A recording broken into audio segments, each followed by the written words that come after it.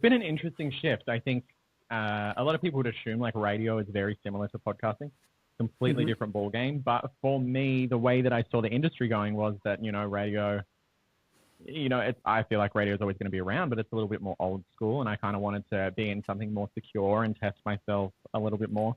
I do miss being on the microphone a lot because in radio I was sort of like producing, but I was also on air full time. So I was on air like 6 days a week. And I miss that aspect of it. So I definitely feel like I need to start a podcast. So you've given me some sort of like pep in my step with inviting me on. So I'm excited to like listen to all of this as well. So exciting. But there's just like an energy, and as you know about this, like organizing interviews and sort of like interviewing people. It's a lot of fun. So moving into podcasting was kind of like a no-brainer for me, next step kind of vibes. And, doing breakfast radio got burnt out. So when I moved to the US, I said to myself, I just want to take a year off. And I said before, we should be sitting on a beach because this is about to go into like the manifestation circle of it.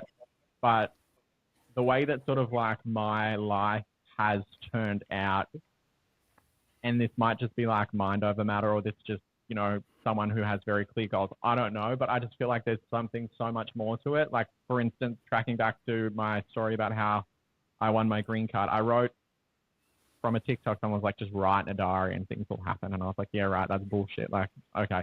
But I'm going to try it because I'm always a guy that'll try things once. So I just got like this random diary and I could show you. It's just over here.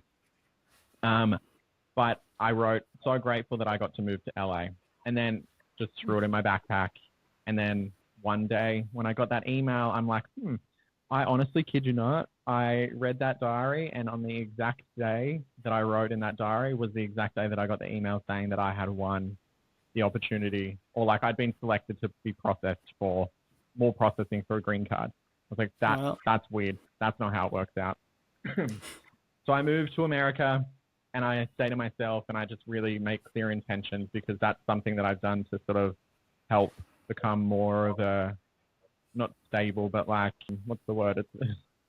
I don't want to say stable because like I feel like I'm very stable, but just sort of like more one with myself. I think that like in radio, I ran on high anxiety and was just always sort of like pushing it. So I wanted to do like a complete sort of reset on sort of like my life and how I felt, and sort of like, how I was living, moving to the US and kind of just becoming more carefree. I didn't want to be the guy that was losing my hair because I was like not sleeping, and I didn't, ever stop stressing about things that were going to air. And I didn't want to be the guy that was like just a yes man all the time, because I'd be like, yep, I'll work weekends because I don't have kids. I'll work Christmas, New Year's because I don't have kids. And then I neglected my friendships, and I neglected my family, and I neglected sort of my relationship. So I really did the work on myself, and I said to myself, I want to take a year off.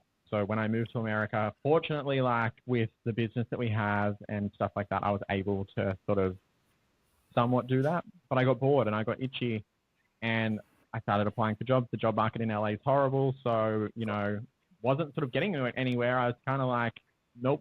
And I had like a dream company. So my dream company was Dear Media. It's the company that I work for now. And I had applied for a job with them. And then, I kid you not, pretty much a year to the week that I moved to America, where I was just saying like, I need to take a year off. So a year to the week, I get an email. They've obviously held my resume, and I had a friend that I met through Instagram, a very good friend of mine. Her name's Nikki. She's one of the most incredible graphic designers that works for Dear Media. She sort of like said, hey, he's looking, we would have coffee. She didn't know me at all. But again, this is where your community comes in handy so much.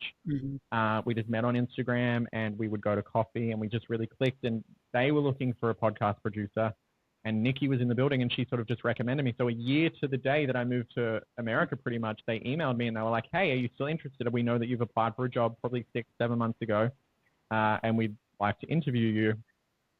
And I was like, damn, that's weird. The universe giving me a full year off and then like putting me right back into it.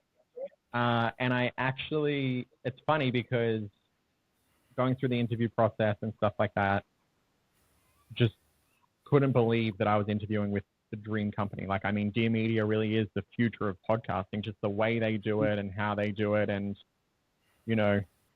it's just where I wanted to be.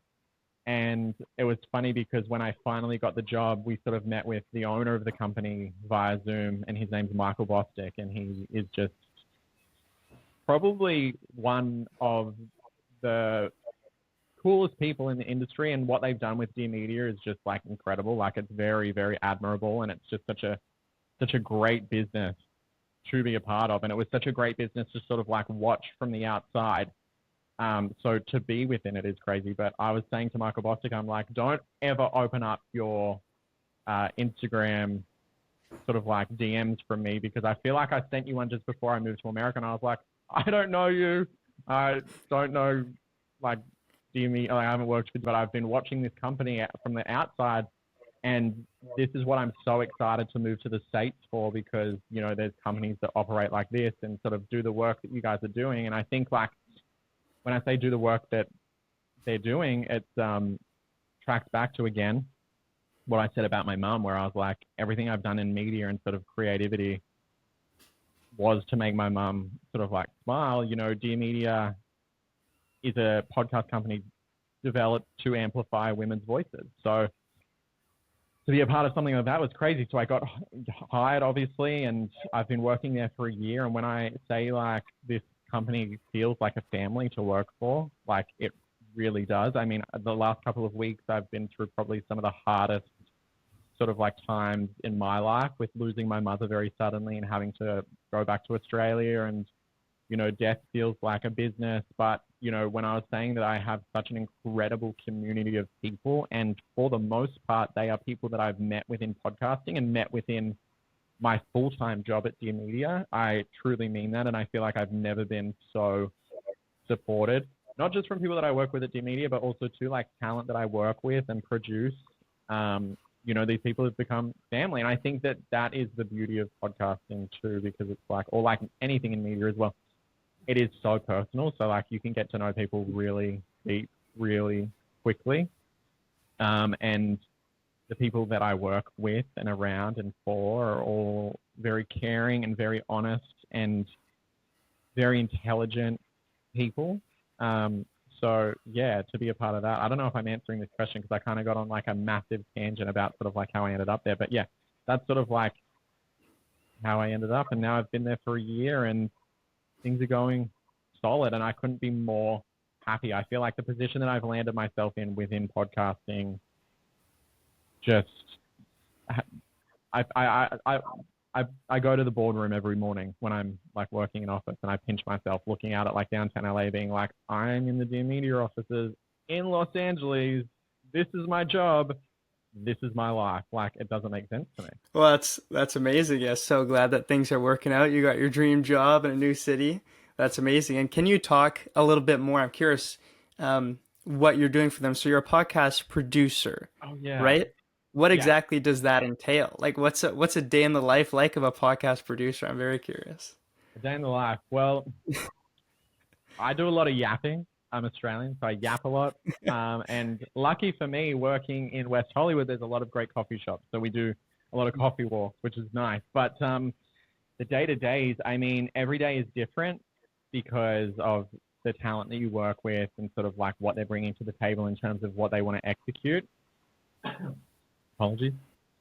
Um, so yeah, you know, today was just an editing day for me. So I'm editing podcasts that are coming out tomorrow, and sort of just doing a lot of emailing and back and forth and making sure ads are right and stuff like that. But then, you know, tomorrow's a full day of recording. So I've got talent that are coming in, and some talent record remotely. So they'll be in other studios which you organize, or they'll come into LA, which is always like really fun. And then, yeah, so mostly recording, editing. There's a lot of sort of like back end admin work that I think, you know, you wouldn't necessarily expect, but I love it. I mean, it's like this weird chase of like organizing guests or helping to like book studios or find studios for talent to work out of. And one of my favorite things is working directly with talent. I have such an incredible roster of talent that I work with,